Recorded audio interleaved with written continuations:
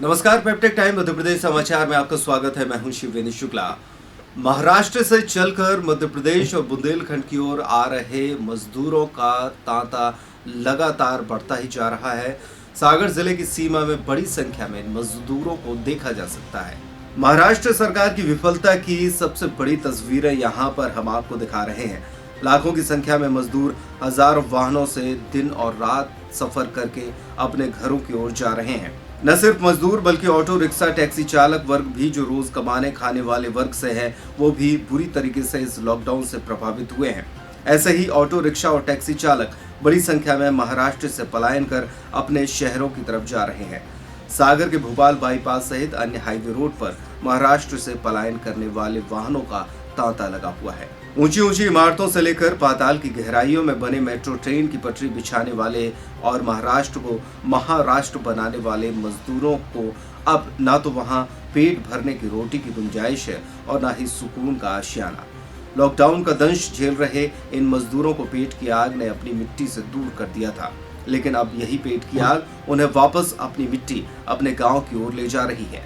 यही वजह है कि इन दिनों सागर से गुजरने वाले रास्तों पर महाराष्ट्र से पैदल और वाहनों में जानवरों की तरह भरे मजदूर अपने शहरों और गांवों की ओर आ रहे हैं, जो कि महाराष्ट्र की विफल होती व्यवस्थाओं की गाथा कह रहे हैं। इतनी बड़ी संख्या में लोगों के सागर सीमाओं से गुजरने की खबर के बाद सागर सांसद राज बहादुर सिंह भी इन रास्तों का जायजा लेने और इन रास्तों पर भोजन पानी की व्यवस्था सुनिश्चित करने पहुंचे। और 2 दिन से लगातार इस बात की जानकारी मिल रही थी कि महाराष्ट्र से चल के बहुत बड़ी संख्या में लोग इस विदिशा भोपाल रूट का प्रयोग करते हुए इस बाईपास से निकल रहे हैं। तो कल भी मैं इस रोड पे आया था, कल भी मैंने निरीक्षण किया था। और कल रात को भारतीय जनता पार्टी के प्रदेश अध्यक्ष से ऐसे हम लोगों को निर्देश मिले हैं कि अपनी अपनी कॉन्स्टिट्यूंसी में जहाँ जहाँ भी लोग जिन रोडों का उपयोग करके अपने अपने गंतव्य स्थान तक लोग जा रहे हैं, उन स्थानों पे भोजन की और पानी की व्यवस्था करने के लिए हम लोगों को निर्देशित किया गया है। तो आज मैं पुनः इस रोड पे अपने क्षेत्र, जहाँ तक हमारा क्षेत्र लगता है या उसके आगे भी हम लोग जा रहे हैं और देख रहे कि कहाँ कहाँ हम लोग ये खाने की और ठंडे पानी की उनको व्यवस्था कर सकते हैं।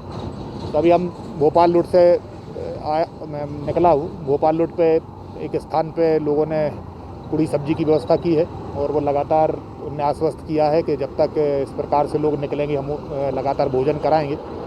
अभी विश्व हिंदू परिषद के सम्मानीय हमारे अध्यक्ष अजय दुबे जी का भी एक उन्होंने काउंटर शुरू किया है।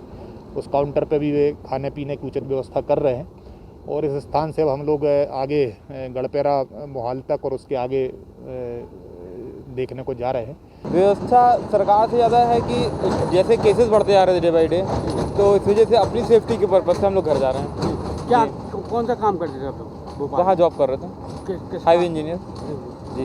तो अभी क्या हालात लग रहे हैं, कब तक आप लोग पहुँच पाएंगे? रात हो जाएगी पहुँचते रात हो जाएगी। रास्ते में कोई दिक्कत हुई आप लोग?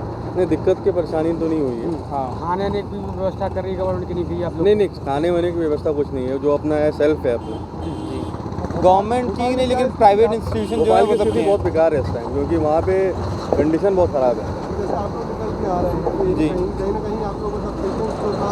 बिल्कुल, क्योंकि ये 2 महीना हो चुका था हमको वहाँ पे बैठे बैठे, और वहाँ पे हम परमिशन का इंतज़ाम कर रहे थे कि भाई आप परमिशन मिलेगी, कब मिलेगी, लेकिन सरकार की तरफ से बिल्कुल कोई सुविधा वहाँ पे है नहीं। 4 दिन हो गए आज चलते चलते, यानी कि हम लोगों को बीच में बस भी मिली थी और फिर ट्रक से भी थोड़ा पैसे तो हमारे ही लगे थे और कुछ ऐसे सुविधा, लेकिन बिस्कुट बीच में मिलते रहे तो खा के आते गए। कहाँ काम करते हो?